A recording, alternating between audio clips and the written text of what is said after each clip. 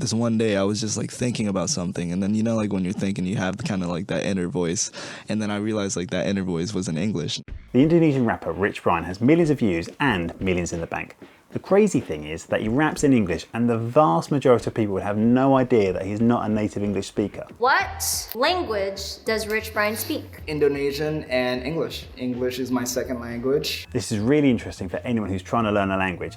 How is it that someone can get so fluent when other people really seem to struggle? Now what is amazing is that Brian has never formally studied English.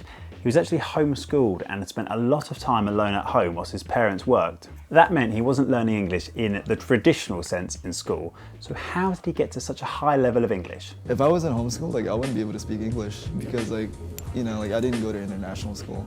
Brian is Brian Emanuel, also known as Rich Brian. He was born in 1999 in Jakarta and grew up in Indonesia. He was homeschooled, but often whilst his parents were working, he would be on his own at home. And this is where YouTube comes in. Dude, you learned English through watching YouTube. Yes, sir. How much of YouTube were you watching? Just every single day. I mean, it could be any video. It's not like videos of people actually teaching English, but it's just like any video. Now, ultimately, you can learn a language however you want, but you can see from Brian that years of exposure without formal study can work pretty well. This type of learning is an example of how Brian subconsciously acquires a language through a type of implicit learning.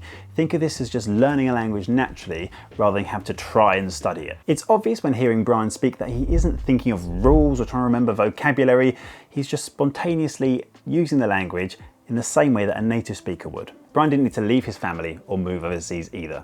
Some people say that's the only way you can get enough exposure to truly get fluent in a language, but think how much effort that would be. It's clearly much easier to just go on YouTube and look at cat videos.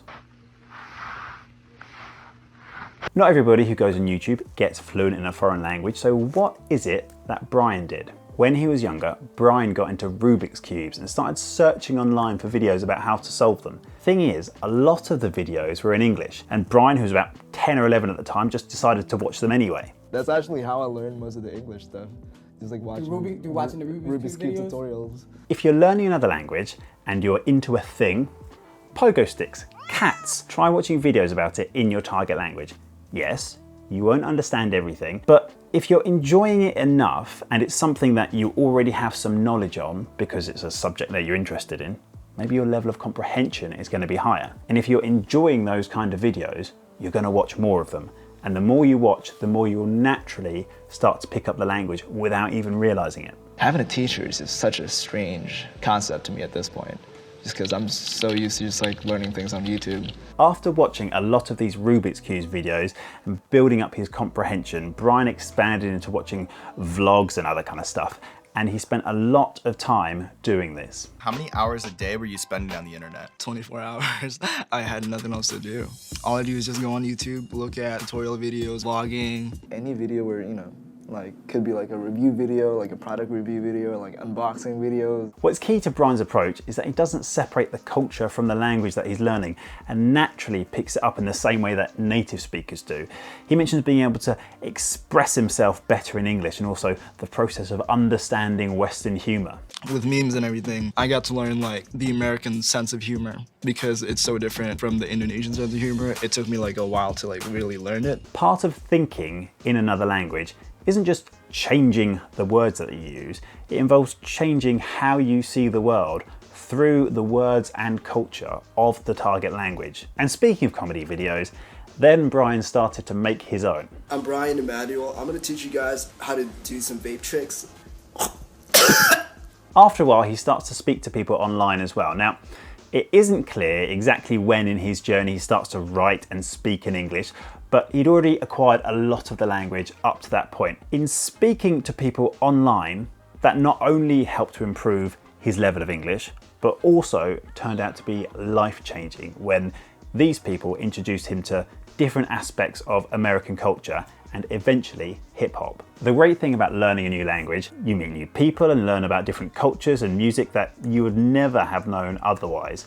For Brian, learning about hip-hop meant that he would eventually start to make his own music, which went on to completely change his life. So the process of listening to rap and trying to rap along helped Brian start to practice his output and hone his pronunciation. Pronunciation isn't just being able to hear the sounds correctly, although that obviously helps, but it's also partly muscular in being able to get the mouth and throat to be able to make the new sounds that you're hearing. I started listening to rap music, and then I feel like that helped me a lot. You know, I remember the first song that I tried rapping to, I was forced to talk really fast. Me learning how to rap and then talk faster actually helped with my pronunciation. So for Brian, it isn't that he just watched YouTube and was magically fluent. At times there would be things like words or specific cultural references that he wouldn't understand, and then he would go and look these up in English. If I don't understand something, I just look it up on Genie or something like that, and then it has the explanation, and then that way I actually learn a bunch of things about the US culture. And Brian would also practice his pronunciation whenever he was on his own. Every time like I'm like by myself, I just kind of like talk to myself in English and like practice my pronunciation. This is a great way to practice, and